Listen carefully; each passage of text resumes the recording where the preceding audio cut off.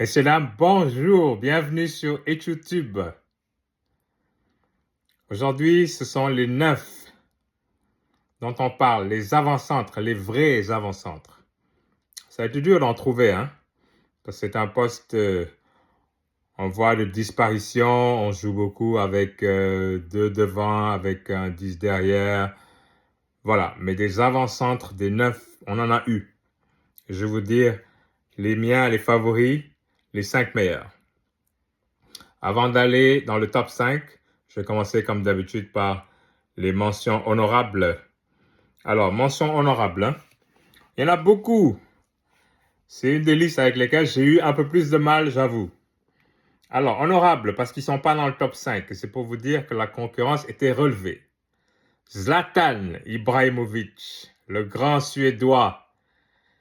Maintes et maints exploits dans les championnats de France, voilà. Il a joué et il a gagné dans beaucoup de championnats. Mais pourquoi je le mets aussi bas?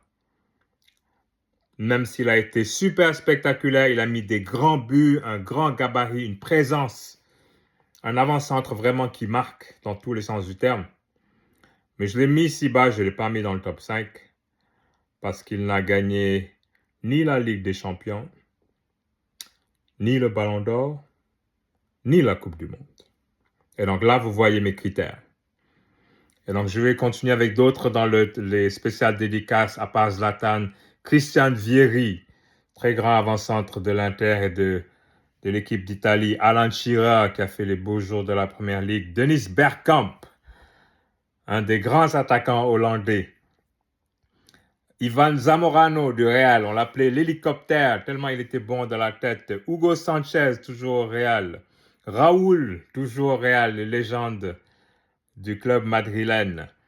Samuel Eto'o qui a gagné la Ligue des Champions sous Pep Guardiola avec Barcelone.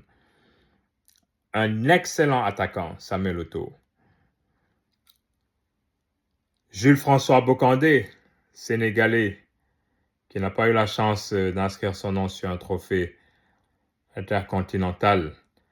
Néanmoins, les beaux jours du Paris Saint-Germain et de l'OGC Nice au championnat de France.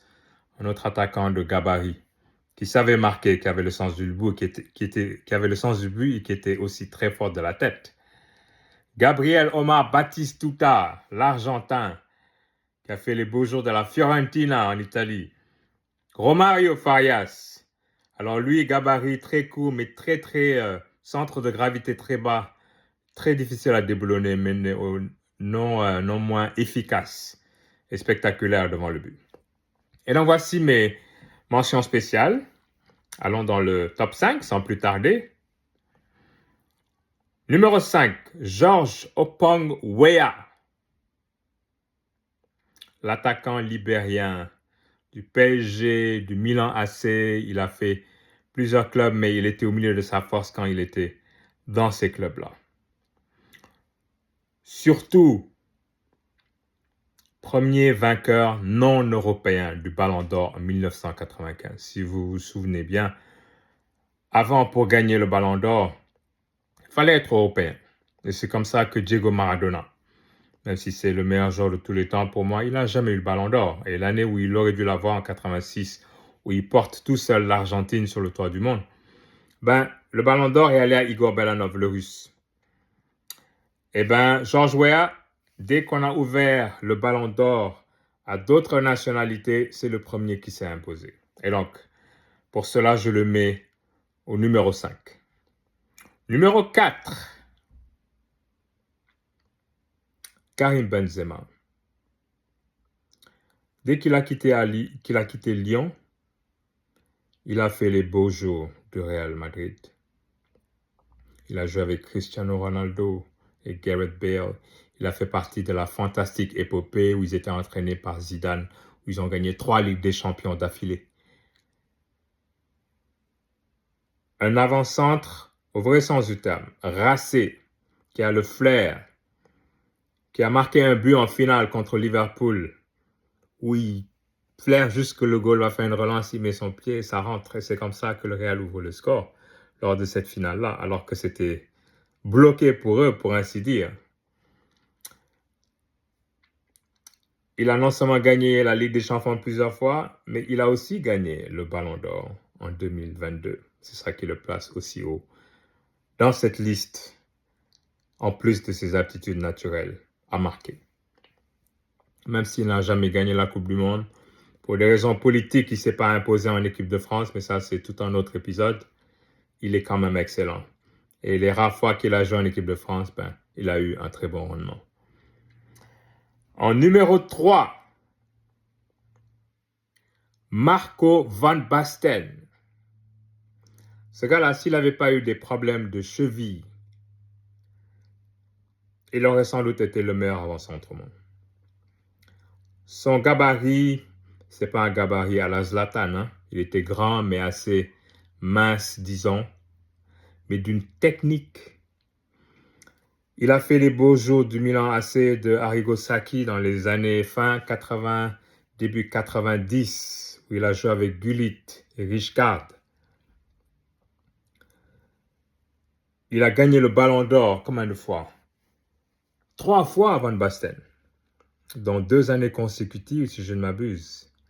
Mais pétri de technique. Moi, je me rappelle encore son but, le but du 2-0 en finale de l'Euro 88, quand Gullit marque de la tête pour le 1-0. Le 2-0, c'est une reprise de volée du pied droit qui fait ça au-dessus de Dassaev, le gardien russe. Jusqu'à présent, il cherche encore le ballon, Rinat Dassaev. C'était ça le talent de Van Basten. Un excellent numéro 9 que les blessures malheureusement ont empêché d'atteindre son plein potentiel et surtout dans la longévité parce qu'il a une carrière assez courte si on compare à d'autres. Numéro 2, Thierry Henry. Titi des Bosquets, que je fais jouer avant-centre parce que il a joué avant-centre. Ça a été l'avant-centre de l'équipe de France. Il a eu le record du nombre de buts détenus pendant très longtemps, jusqu'à ce que Giroud le dépasse. Thierry Henry, c'est une Coupe du Monde en 98. Avec Zidane et compagnie. C'est une Ligue des Champions en 2009 quand il était au Barça. C'est surtout un attaquant racé, encore une fois, pas imposant, super imposant physiquement, mais quelqu'un qui a la technique, quelqu'un qui est adroit devant le but. Et avec son palmarès ayant gagné la Coupe du Monde et la Ligue des Champions, je le mets numéro 2. Et le meilleur avant-centre de tous les temps, c'est Ronaldo, pas Cristiano. L'autre, R9. Ronaldo de l'équipe du Brésil, avec la coupe comme ça lors de la finale 2002, où il marque 2 buts et ils sont champions du monde. Ronaldo de l'Inter de Milan, puissant, avec un gabarit, vitesse, adroit. Il combinait tous les atouts pour être un renard des surfaces. Pas juste des surfaces, on a vu des chevauchés qui sont partis presque du milieu de terrain.